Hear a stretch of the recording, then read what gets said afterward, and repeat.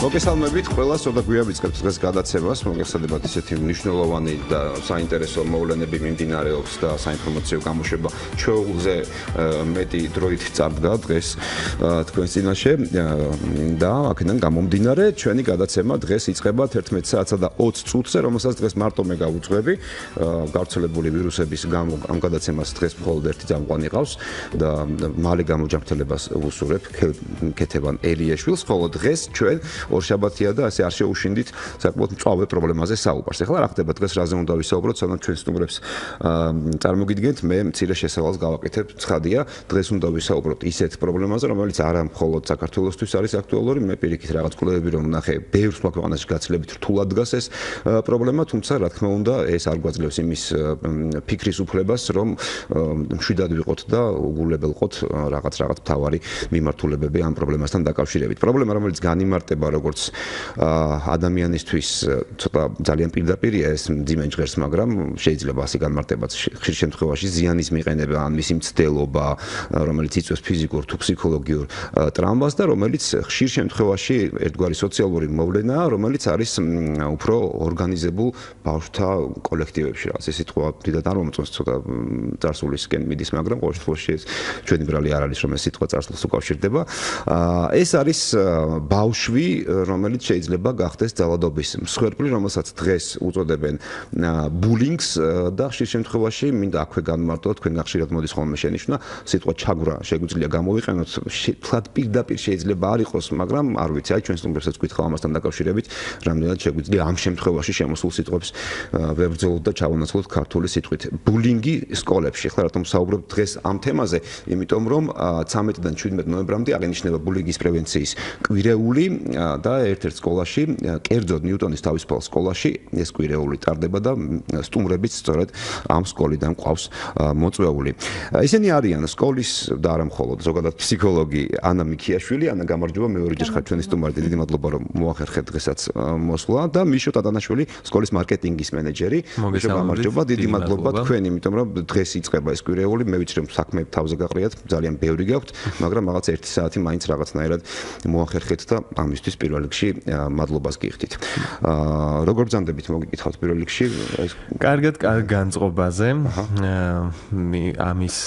იმის გამო რომ დღეს ესეთი კვირეული დაიწყო დღით, რომელსაც ფორმალურად ქვია ატარე ლურჯი და როგორც ხედავთ მეც და ანაც, ალბათ რადიოს მენელი ვერ ხედავს, მაგრამ ჩვენ ლურჯებში ვართ გამოწყობილი, ეს ნიშნავს ბულინგის საწინააღმდეგო ფერს და ну, მოკლედ ამ ატრიბუტიკით მთელი სკოლაც, სკოლის ადმინისტრაციაც, ბავშვებიც დღეს იქნებიან შემოსილები, ან ლურჯი აქსესუარით და ეს ყველაფერი თავისთავად ყველა დეტალი საბოლოო ჯამში ხელს უწყობს ინფორმაციის დონის ამაღლებას, ინფორმირებულობას ბულინგთან დაკავშირებით. ალბათ რაც ყველაზე მთავარია ერთ-ერთი ბრძოლისთვის, ხო, ზოგადად რაღაცა ამაღლება საზოგადოების დამოკიდებულება ამ პრობლემის მიმართ, იმიტომ რომ ყველაზე შედეგებს ვიმკვით მაშინ, როცა და ჩვენ თამამად შეგვიძლია თქვა წლების წინ ეს აიყო ჩვეულებრივი მოვლენა, ბავშვები არ ამოხდა ხერთობიან, დიდი ამბავი და აი დიდი ამბავი ზახლის სავალალო შედეგებს ვიმკვით. დიდი ამბავი და ალბათ ყველაზე გამაღიზიანებელი არის ხოლმე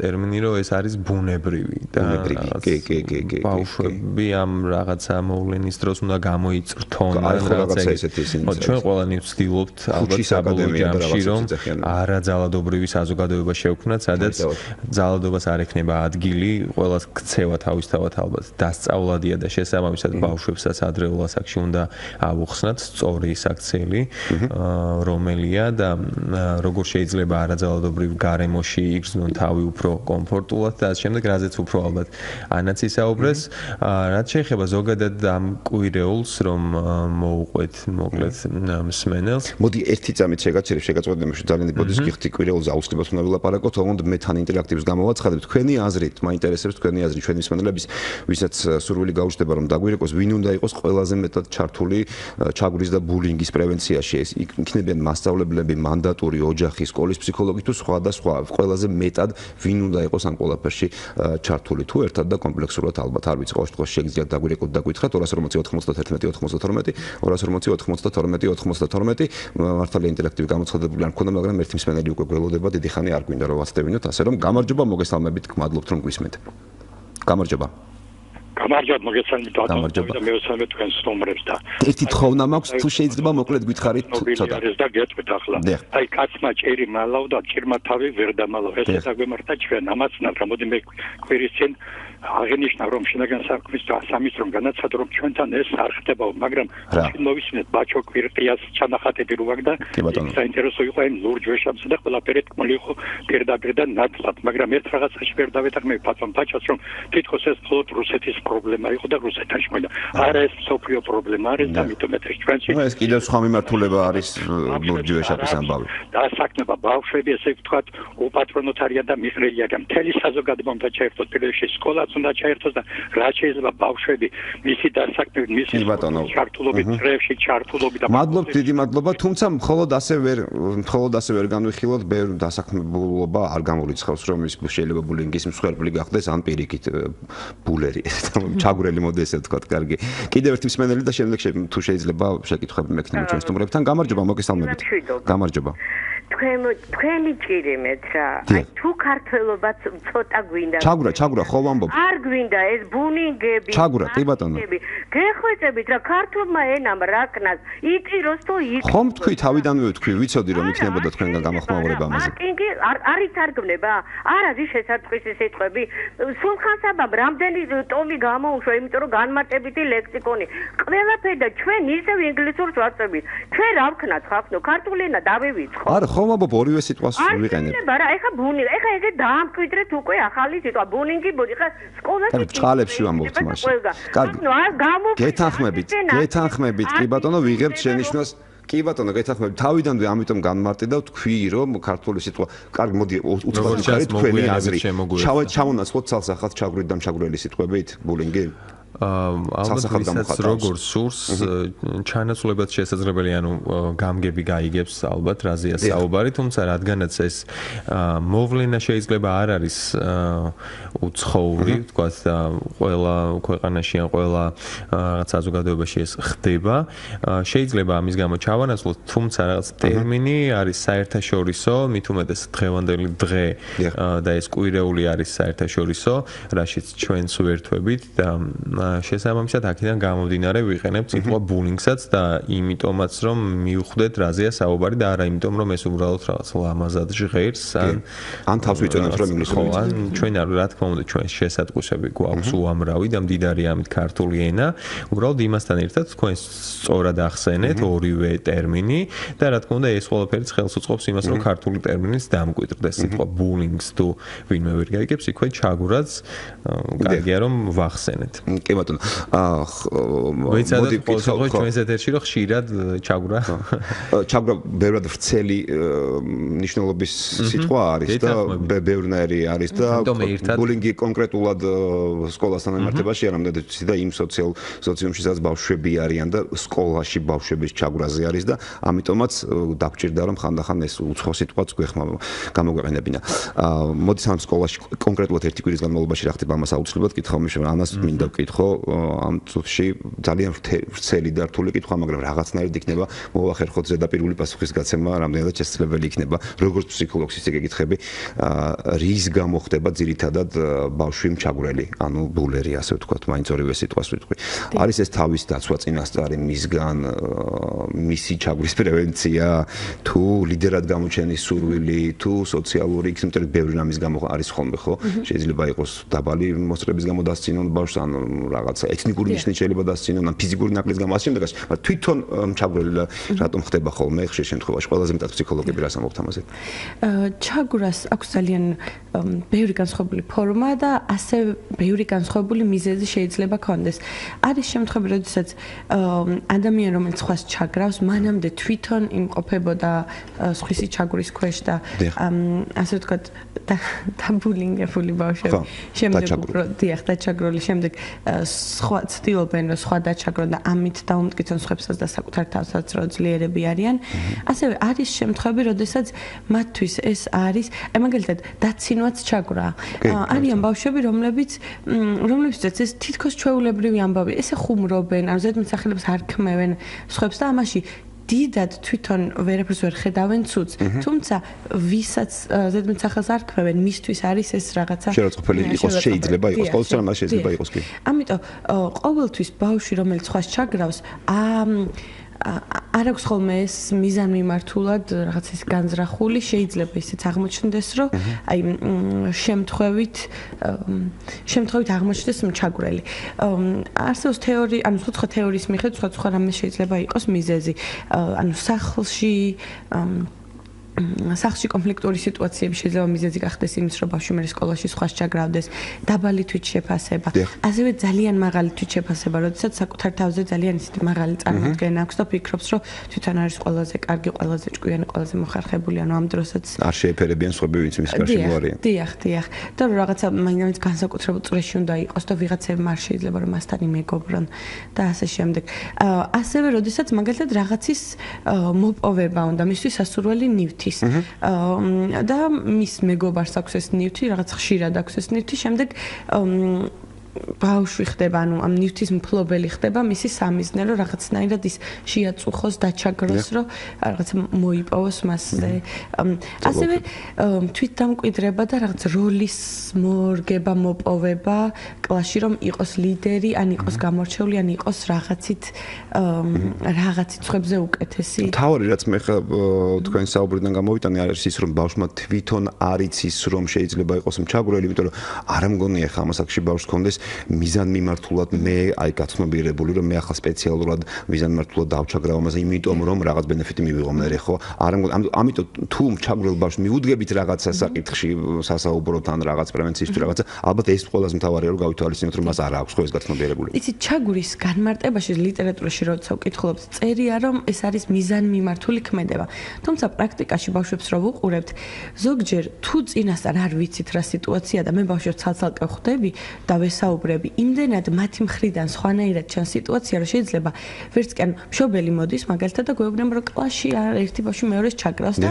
რაღაც ხვდებით ორივეს ან თუ ბევრი არიან ბევრს ძალიან ძნელია ხოლმე რომ ჩვენი თვალი ანუ ზუსტად გამოარკვიო ვინ უფრო ჩაკრელია იმიტომ რომ იმდენად ერთმანეთზე არის ხოლმე გადაჯაჭვული და ანუ ხშირად მშობლის თვალით ან ერთი ბავშვის თვალით სხვანაირად ჩანს და თელ სიტუაციას ესე შეხედავ განსაკუთრებით მშობლის თვალით იმიტომ რომ არაფერდაპირ არ უყურებენ სიტუაციას და ხშირად ეყნა მე ბავშვის მონაყოლს რომელიც შეიძლება საერთოდ სხვანაირი ინფორმაცია აღმოჩნდეს ხო თუმცა იმასაც ვერ ვიტყვით რომ ბავშვები ვერ ხვდები ანუ ზოგჯერ ძალიან მიზანმიმართულია მართლა განსაკუთრებით რთულია როდესაც არის ჯგუფური ჩაგვრა როდესაც რაღაცა რამდენიმე ბავშვი შეიკრება ერთის წინააღმდეგ და ამბობენ რომ მოდი ეს არ გვინდა ჩვენ არის შემთხვევები როდესაც გადაწყვეტენ რომ მოდი ყველაფერი გავაკეთოთ რომ ჩვენ სკოლიდან გადავიდეს და ძალიან ისე ქვედა ფენებზე ან ბევრ სხვადასხვა ქმედებას ახორციელებენ რომ რაღაცნაირად ის ბავშვი გამოჩნდეს ცუდი და თვითონ გამოჩნდნენ კარგად და ზოგჯერ ამას მართლა ისე კარგად ახერხებენ და ფუთავენ რომ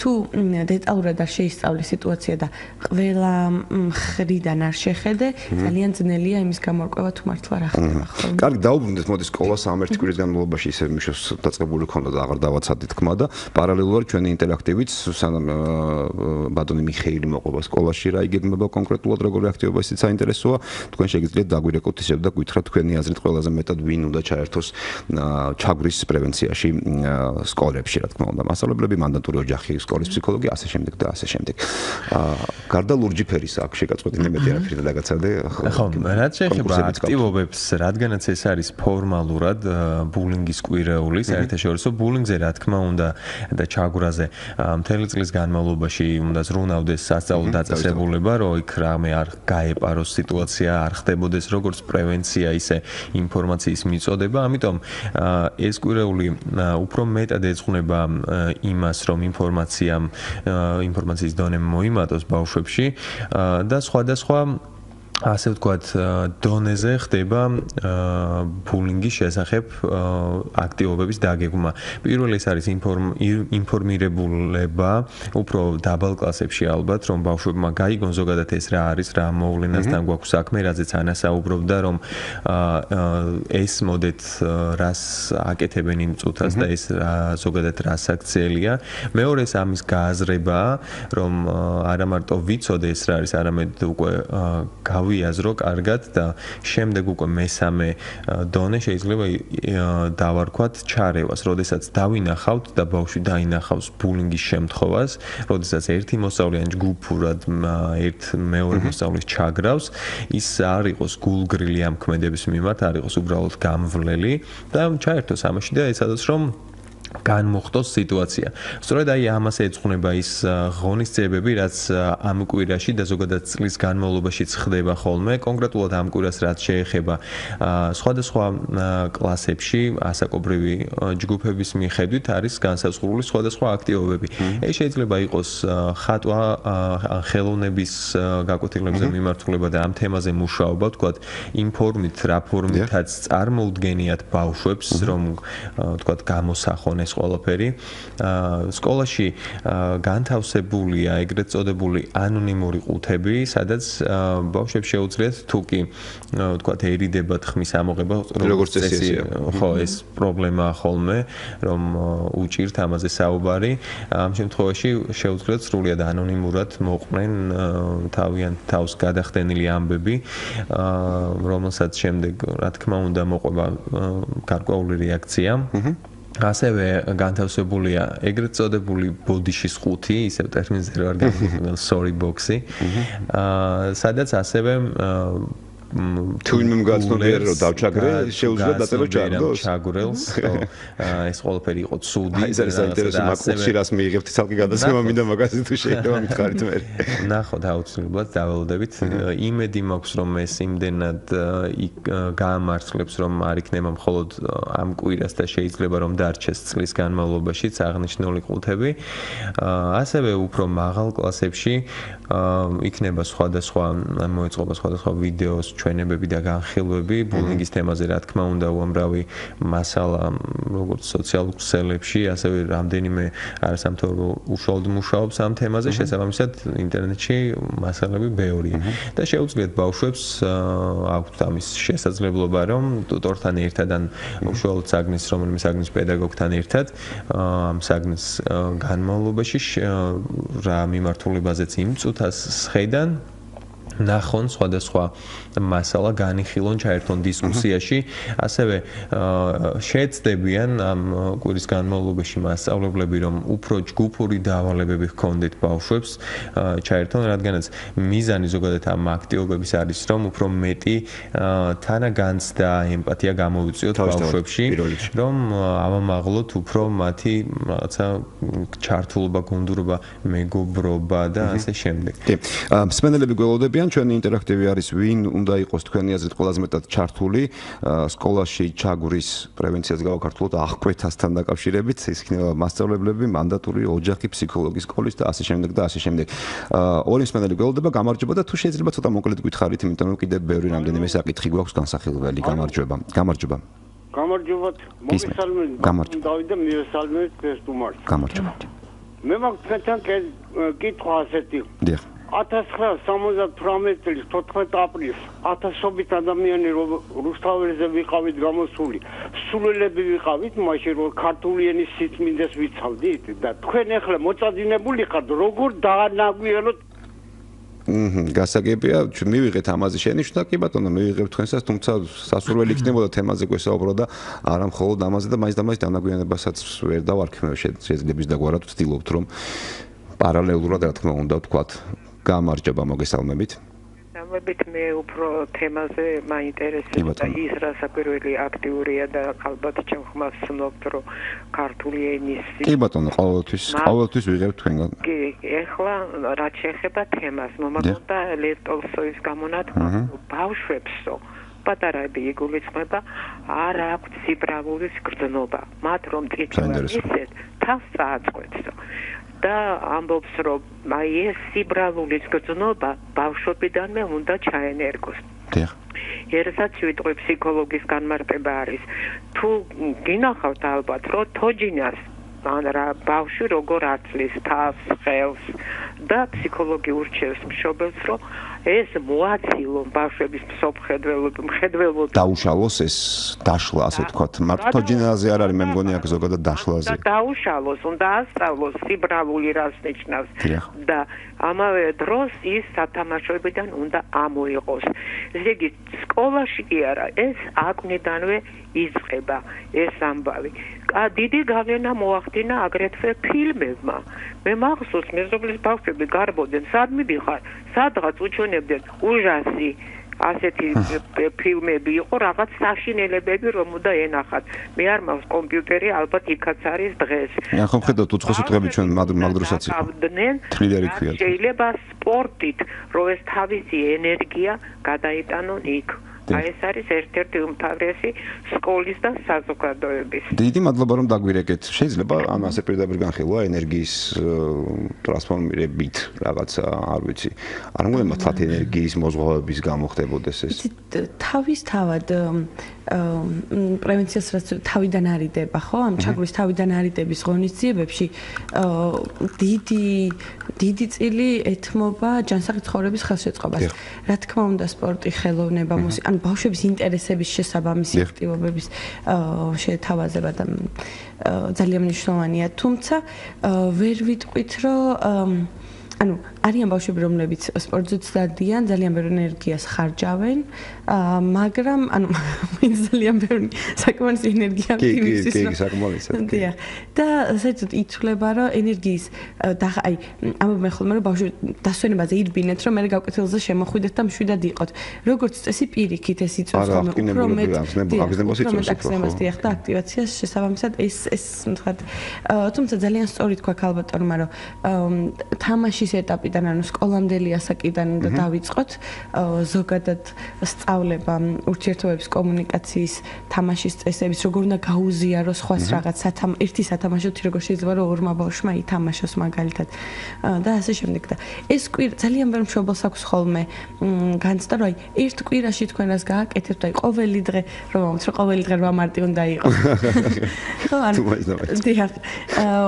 რა თქმა უნდა, ესეც საერთაშორისო დღეები არ გულისხმობს იმას, რომ ერთ დღეში და ერთ კვირაში მოვაგვარებთ პრობლემას, თუმცა ეს არის უფრო წინასწარ, როცა უკვე არის პრობლემა, ერთ კვირაში რა თქმა უნდა ამ კვირეულით ვერ მოვაგვარებთ, მაგრამ წინ რომ არ გაჩნდეს, რომ ბავშვი რომელიც ხედავს ხვის ჩაგვრას, იმას გაუჩნდეს უცებად რომ ეს მგონი ჩაგვრა, ეს მგონი ის არის, რაზეც ვისაუბრეთ იმ კვირეულის ფარგლებში და მოდი ახლა მე ხმას ამოვიღებ, ეს ცუდია ხო, რომ არ იყვნენ უბრალოდ მაყურებლების როლში, აი რაც მიშომ თქვა რომ არ გაიაროს, ასევე მშობლების გაძლიერება სამომავლოდ რომ რაღაცას შეამჩნევენ დაახლოებით როგორი რეაგირება უნდა გქონდეთ და რა უნდა აი მე ვარ მშობელი და ძალიან მაინტერესებს როგორი რეაგირება უნდა გქონდეს, რა ვიცი ახლა ხوار მოვარდები დაბაშვილო ვინ ჩაგდავს მანახერთი, ხო გამორიცხულია ეს ხო? პირველ რიგში მთავარი არის ის რომ მშობელს ზოგადად ყოველთვის გქონდეს ხშირი ურთიერთობა და საუბრები შვილთან, ან არა მხოლოდ რაღაც განსაკუთრებულ ამბავში, იმიტომ რომ როდესაც შვილი ხშირად ვერ უზიარებს მშობელს იმას, რა ჩვეულებრივ რა მოხდა სკოლაში, მაშინ განსაკუთრებით ვერ გაუზიარებს, როცა მას ჩაგრავენ. როცა არ არის მათ შორის ახლო დამოკიდებულება და ურთიერთობა, ბავშვი უფრო მეტად ჩაიკეტება ჩაგვის დროს და არ ექნება ის მხარდაჭერა და განცდა, რომ ხო, ახლა მე რომ მოვყვები რაღაც ამას მშობელი დამეხმარება. ამიტომ პირველი წამალი არის ის, რომ ახლო ურთიერთობა ბავშვებთან და მათი კარგად ცნობა, რა უყვართ, რა მოსწონთ, რა სიამოვნებთ, რა საკეთებენ ხოლმე და დიდი დროის მაქსიმალურად რაც შესაძლებელია მათთან ერთად დროის გატარება. შემდეგ როდესაც მშობელი იგებს ან გრძნობს, რომ რაღაცა მოწყენილი მოდის ბავშვის სახლში, ხო? ისეთ კითხვები უნდა დაუსვათ, რომელიც თვითონ არ შეიცავს პასუხს. მაგალითად, დღეს შენ ხომ არ დაგჩაგრეს, ანუ ასე არ მოგეკითხათ, ან ვინმე ხომ არ ჩაგარტყა.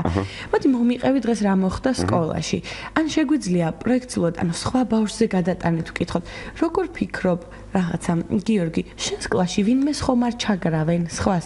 შეიძლება მან თავის თავზე ვერ თქვას, მაგრამ მოყვეს რომ დიახ, იცი რა არის, ხო, ერთი ბავშვი არის, რომელიც სულ ვიღაცებს ეჩხუბება და მე კარგად რომ გამოერკვევა, აღმოჩნდება რომ თვითონ მასაც ეჩხუბება დიახ, მაგრამ თავის თავზე ვერ ყვება და მესამე პირში სხვებზე უფრო უადვილდება.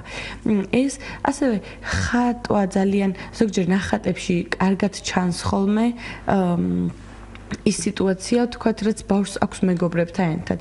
და თუ დახატა თავის მაგას ამოკითხვა უნდა უკვე მას. თუ პირდაპირ ხარ დახატავს რაღაცა მიხდემაში რა.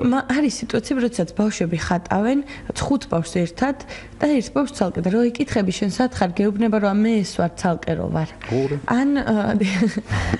ან ხატავენ ძალიან ორი ბავშვი დახატა, ერთი ძალიან დიდი, მეორე შედარებით პატარა და გვეუბნება რომ ეს ჩემი კლასელია და ეს მე ვარ და ანუ პატარა არის თვითონ და რეალურად ბავშვებს ვიზუალურად ასეთ განსხვავება არ არის, ხო, როცა ფიზიკურად ვუყურებთ. ანუ მაშინ ჩვენ რაღაცა ეს პირდაპირ არ ნიშნავს რომ იქ რაღაც ხდება, მაგრამ სიგნალი არის და სკოლამ რა უნდა ქნას ხოლმე როგორ ფიქრობთ ბავშვს ყველაზე დიდი ერთ-ერთი მთავარი პრობლემა არის ვერ თქმა პრობლემის ხო თავის ჭაკეტვა ვერ ამბობენ როგორც ეს ძალიან ძნელია ხო და თქვენი აზრით ვის უნდა მიმართოს ბავშვმა აი ვის მიმართოს ახლა პირდაპირ კი არა როგორი გარემო უნდა შეუქმნათ რომ თქვათ იმ ბავშვმა ვიღაცას მიმართოს სკოლაში სანამ სახლში მივიდა დედას ან მამას მოუყვება თუ არ მოუყვება სკოლამ ვინ უნდა დააყენოს ბავშვის ცნობიერებაში პირველ საფეხურზე რომ ამას შეიძლება მივმართო თუ წუხარ ამ პრობლემის გამო. მანდატურს თქვენთან მოვიდეს თუ როგორ. იცით როგორ სხვადასხვა ბავშვის შემთხვევაში სხვადასხვა ადამიანი შეიძლება იყოს ვიღაცისთვის მასწავლებელი იქნება ეს ადამიანი ვიღაცისთვის მანდატური ან რაღაც სხვა კლასის მასწავლებელიც კი შეიძლება იყოს ვისაც უბრალოდ ერეფანში ხვდება ხოლმე და რაღაცა მის მიმართ კეთილგანწყობილია და რაღაც ნდობას იმსახურებს ეს მასწავლებელი. ანუ ესე ვერ ვიტყვი რომ აუცილებლად ფსიქოლოგი უნდა იყოს ან აუცილებლად მშობელი უნდა იყოს ნებისმიერი ადამიანი. ვინმე მაინც იყოს და ჩვენთან სკოლაში ძალიან მიხარია არის ის რომ ფსიქოლოგს იცნობენ ბავშვები და სულ ცდილობ რომ კლასებში შევიდე არა მაშინ როდესაც რაღაც ხდება ისეთი პრობლემა და რთული სიტუაცია არამედ ჩვეულებრივ დასვენებები გავატარო მათთან ერთად კაფეტერიაში სასადილოში მათთან ერთად მივირთვა რომ არ ასოცირდებოდეს მე თუ ამასთან მივალ აუცილებლად ვიღაც იფიქრებს რომ მე პრობლემა მაქვს ან მე მჩაგრავენ ან ამიტომ ან ჩემთან მოსვლა მათთვის არის ძალიან ჩვეულებრივი ამბავი.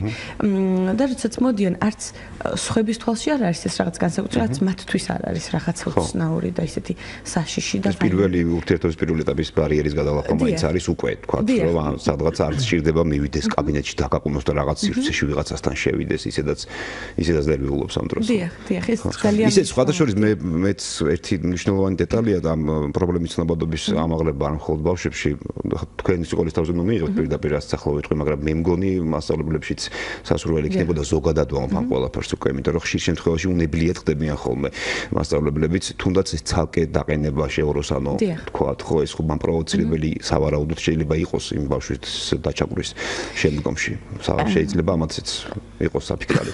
რაღაც პიროვნულად დაკნინება ყოველთვის რაღაცა სულ შედეგამდე მივყავართ ხოლმე ამ ფაქტს, შეიძლება საქციელზე მივდითო, რადგან თანას შეუძლია ალბათ უბრალოდ საუბარი პიროვნულად რომ შეუროს ან ცუდო ეს ყოველად მივიღება. ეს ცალკე ჩაგვრა მასწავლებლის ეს სხვა თემა არის, მაგრამ თანმა პროვოცირებელიც არის, რომ განსხვავებულ ბავშვად გამოკავს სხვა ტიპი, რაც ერთ-ერთი მთავარი ბიძგი არის მე ხო. კი, ალბათ ძალიან რთულია ალბათ რომ ეს ყველაფერი პრაქტიკაში მიიღო და დაამკვიდრო, გააზრება იმ ყველაფრის, რომ შეიძლება იცოდეს სწორად როგორ მიუდგე, როგორ ასწავლო ან როგორ მიმართო, მაგრამ ამის პრაქტიკაში დანერგვა საკმაოდ რთულია და შენი თავის კონტროლი ალბათ.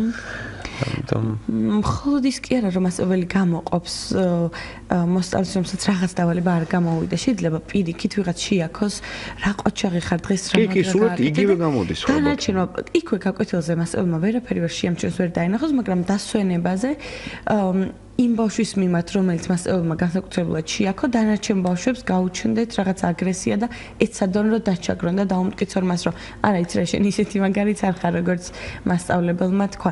თუმცა, ანუ არის ბევრი რაღაც, რაც გაკვეთილზე არ ჩანს და დასვენებაზე ან თავისუფალ დროს ბავშვები უფროსების გარეშე რჩებიან, მაშინ ვლინდება. თუმცა, მაინც შეიძლება ხოლმე რაღაცების დანახვა. მაგალითად, მე გოგოს გვერდით არ დავჯდები, ან მე ანუ არ მინდა შენთან არ გავაკეთებ დავალებას, ან მე არ გამოვალ, არ მოვყვები, ან უბრალოდ არ მოვყვები არა, არ ვიტყვი რა დავწერე, იმიტომ რომ ვარს აქვს განცდა რომ ეხლა დამცინებენ, ამიტომ მირჩევენ რომ ნიშნებია, ყურადსაღები ნიშნებია ეს ყველაფერი რაც ახლა ჩამოთვალეთ ხო? დიახ. უბრალოდ მასწავლებლებს ძალიან ხშირად ამისთვის აღარ რჩებათ ხოლმე დრო, იმიტომ რომ ბევრი სხვა საფიქრალია. თუმცა ეს ვლინდება. ძალიან საშიშია ის, რაც არ ხდება უფროსების თვალწინ. მაგალითად, ინტერნეტით, ბულინგი, ტელეფონით, მაგალითად ისეთ კუთხეებში, სადაც უფროსები არ არიან, სკოლის ისეთ კუთხეებში, ან ტრანსპორტში, გასასვლელებში, დერეფნებში, რაღაც ისეთ ადგილას, სადაც უფროსები ვერ ხედავენ. განსაკუთრებით კიბერბულინგი ვახსენეთ და კიდევ მგონია რომ კარგად უნდა შევეხოთ ამ თემას. სკოლაში ბავშვები დღის დიდი ნაწილი არიან, თუმცა ინტერნეტთან, ტელეფონთან შეხება აქვს მთელი დღის განმავლობაში. შეიძლება ბავშვი საერთოდ სკოლიდან გადავიდეს კიდეც ჩაგვრის გამო, თუმცა ჩაგვრა გაგრძელდეს მისი ყოფილი კლასელების მხრიდან, იმიტომ რომ სოციალურ ქსელებში მიწერონ, მიწერონ ან ფოტოებზე კომენტარი. თუ რას გავხარ ან თუნდაც იგნორი შეიძლება იყოს ჩაგვრის გარკვეული ფორმა, მაგალითად რაღაცა ფოტო არ მოუწონონ, ან არ უთხრა, ან აი ეს ამასაც კი ბავშვები ზოგჯერ აღიქვამენ იზოლაციად და ჩაგვრად. ანუ ის რომ ერთია რომ მე მოდიან და მიირტყამენ, მაგრამ მეორე არის ის რომ საერთოდ არ მემეგობრებიან და რაღაც თავისთვის თამაშობენ და არც კი მეძახიან, ანუ ესეც ჩაგვის. კი, თავისთავად რა თქმა უნდა, ყველაზე ხშირად გაცა. 5 წუთი დაგვრჩა და მე მინდა კიდევ ერთხელ დავუბრუნდე მშობლის პოზიციას რა ყველაზე მეტად მსმენელისთვის შეიძლება ეს იყოს საინტერესო. ერთი ეტაპი განვიხილეთ ჩვენ ის რომ რაღაცნაირად ჩვენ კონტაქტში შევიდეთ საკუთარ შვილთან ავალაპარაკოთ, მოვაყოლოთ და კარგი თქვათ ეს ყველაფერი მოხდა ჩვენი კონტაქტი და დავინახეთ სრული სურათი რომ არ არის ისე ყველაფერი კარგად და ახლა რა უნდა ვქნათ, ანუ მშობელმა მიმართოს სკოლას, თხოვოს სკოლაში ვინმეს თუ მარტო თავის შვილთან იმუშაოს, ეს ძალიან ძნელია, იმიტომ რომ ეხლა რა ვასწავლო, რა ვქნა ეხლა ხო ვარ შენც თავი დაიცავე ფიზიკურად ან რაღაცა ან შენც და ეს გამოიწვია მეორე ლოყამილიშვილიც არ გინდა რომ უთხრა არც ის გინდა რომ უთხრა შენ გახდი აგრესორი ხო რაღაცა ვერ ხდება რა რა თქმა უნდა მშობელმა უნდა იმუშაოს მაგრამ რა თქმა უნდა ის მარტო ვერ მოაგვარებს ამ ამბავს ანუ აუცილებლად სკოლას უნდა შეატყობინოს და უნდა შეატყობინოს დროულად ზოგჯერ მშობლები ამბობენ ხოლმე შარშანაც უთხარი მაგრამ პრობლემა არ მოგვარდა და ეს ამბავი გრძელდება და ზოგჯერ ფიქრობ რომ აი წელს აღარ ვეტყვი მაგრამ აუცილებელია რომ სკოლასთან ერთად იმუშაონ ამ თემაზე და ძალიან მნიშვნელოვანი რაც არის მშობლები ხშირად ეუბნებიან ბავშვს რომ თავი არავის დააჩაგვრა თუ დაგარტყამენ დაარტყი და ესეც ძალიან არასწორი მესიჯია იმიტომ რომ მე არ აქვს მნიშვნელობა პირველად ვინ დაარტყა ხო როცა შენ ურტყამ ესკალაცია კონფლიქტის პირდაპირ და არა გამოსავალი ხო და ასევე მშობლები რაც არის ხოლმე არასწორი ხო ისევ ძალადობისკენ და ჩაგვრისკენ მოუწოდებენ და მარტივად ხდები ალბათ ძალადობის ობიექტი იქიდან გამომდინარე რომ არიცი როგორ გაუმკლავდეთ ცუდ სიტუაციებს შენს ბრაზდები ანუ ბავშვს გულს ხო ამ შემთხვევაში არიცი როგორ გაუმკლავდე აგრესორს რომელიც მოდის და ჩაგრავს შესაბამისად ბრაზდები ან ტირილს იწყებ ეს ან ერთში გადაიწყდება ან მეორეში და ყველა შემთხვევაში შენ იქნები მსხვერპლი ბულინგის არ აქვს მნიშვნელობა ხო ბულერს უფრო ეგრეთ წოდებულ ჩაგ უფრო დიდი პრობლემა აქვს რეალურად ვიდრე მსხვერპლს. ხომ დიდი ხანი გრძელდება ეს ტრამვას ხდება სერიოზული მერე. ამიტომ კარგი იქნება ბავშვებს ვასწავლოთ რთულ სიტუაციებთან გამკლავება, თავიდანვე ბრაზის კონტროლი შესაბამისად რაღაც დონეზე, როდესაც ვთქვათ ბავშვი რაღაცას ითხოვს ამ ბრაზდება თავიდანვე, პატარა ასაკიდანვე არ არის აუცილებლად უნდა მივაჩვიოთ იმას, რომ აი ამ ფორმებით ვთქვათ ვერ მიიღებს თავისას და ისწავლოს ამ სიტუაციასთან კონტროლი, რომ მე უკვე შემდეგში მშობლის გარეშე რომ მოხდება ამ სიტუაციაში ადვილად შეძლოს